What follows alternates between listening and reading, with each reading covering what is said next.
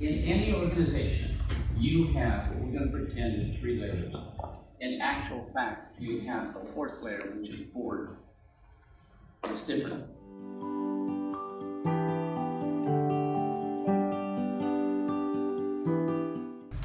The first front line of any organization tends to be the most cooperative. They tend to be the one that wants to just do their job and go home, and it's perfectly okay. They want to enjoy their job. They want to make sure that they have the resources so that they can be competent. That's their framework in terms of how they think. They believe and see middle management as having freedom, latitude. They get to decide their day. So when you have this person talking to middle management, there's a tendency for this person to go into that meeting thinking, do they like me or not? So it's a person-to-person is the way frontline thinks of middle management. Middle management can't think that way. Within 3 months of being promoted from there to here, you realize anything you say yes, no, affects all the ramifications of other people. So that you think domino effect, which is different than yes, no to whatever the person is saying. If you do not say yes, this person will tend to walk out and go, I'm confused. I thought you liked me. I thought we were mates. From this side, the biggest shift is each level of an organization can have mateship, but not between levels. Having come to Australia for the last 35 years, it's been wonderful to see the change in terms of that inside of organizations. Example, 20 years ago, if I ran an open to teachers program, a teacher would not come unless the teacher came with the other teachers on that grade level for that department. Because to come alone would indicate you're too ambitious. And you'd be ostracized. You certainly couldn't come back to the school and say, I went to a training over the weekend. You just can't say that. 20 years ago, you now can say it. Now people are saying, tell me what you learned. So there's a level in terms of the culture of country that has shifted and is making a shift inside of organizational structures.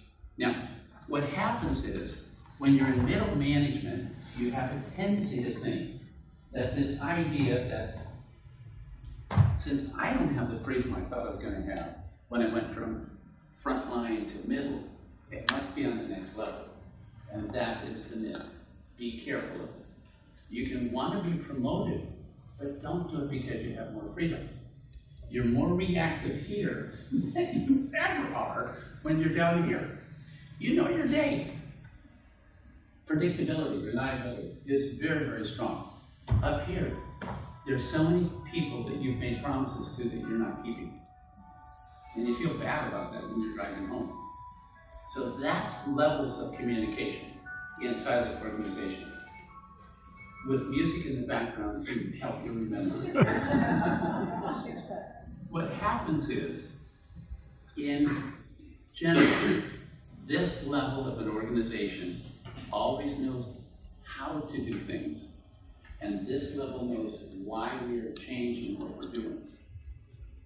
If this level cannot talk to this level, and this level here cannot talk to that level, we're in trouble.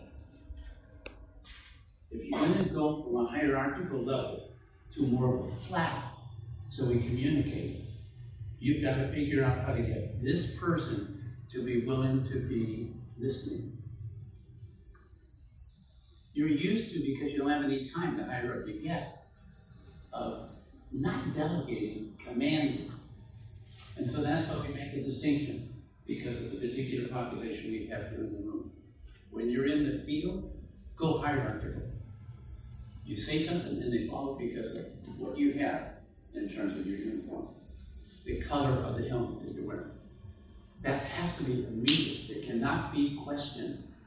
The problem is, when you get back into the office, you've got to change out of that. When you're in the field, I'm fine, it makes sense, it's effective. to be positional.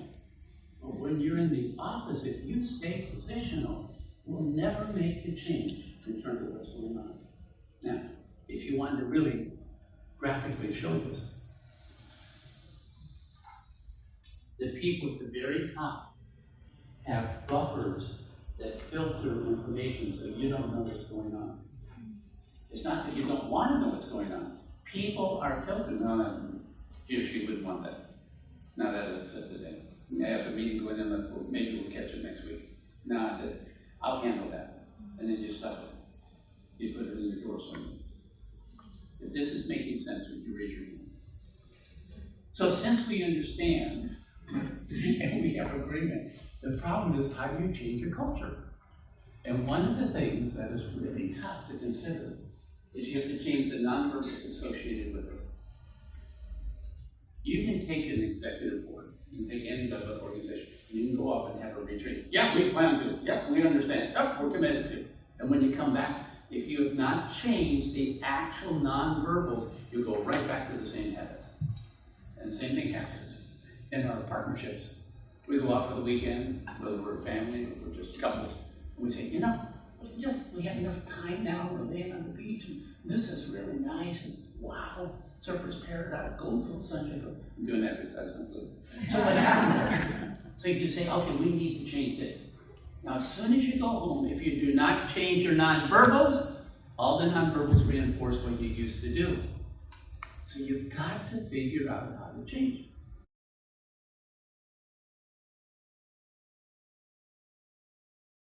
Go to Wikipedia, and if you bump around, you'll go to what's called personality profiles.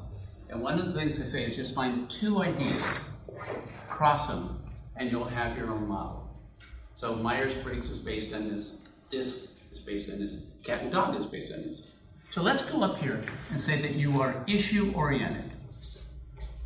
And we're going to make this really high issue-oriented, and this is really low issue-oriented. Now let's pretend you're relationship-oriented.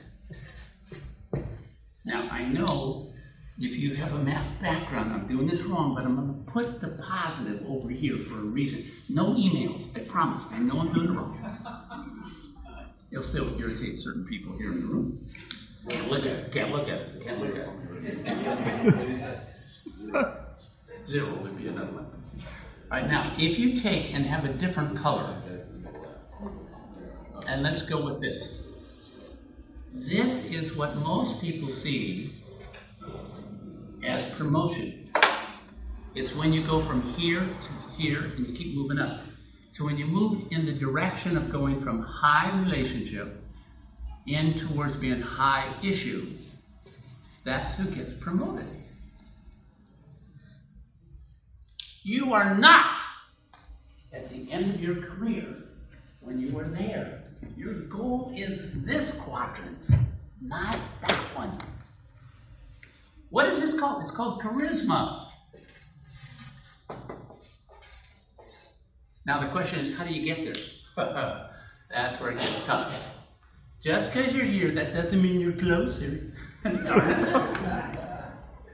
See, this person, if they want to be charismatic, oh, this is so hard to stomach. You have to go down and get all of these skills. Ooh, that's painful.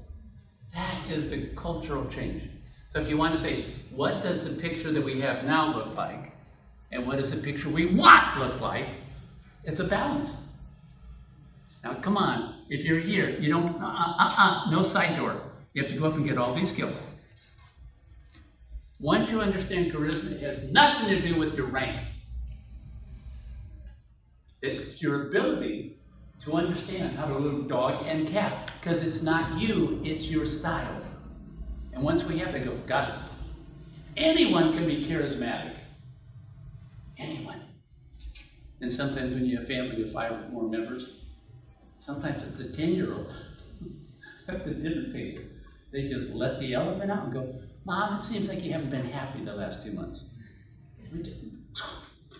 Can you talk truth without getting angry?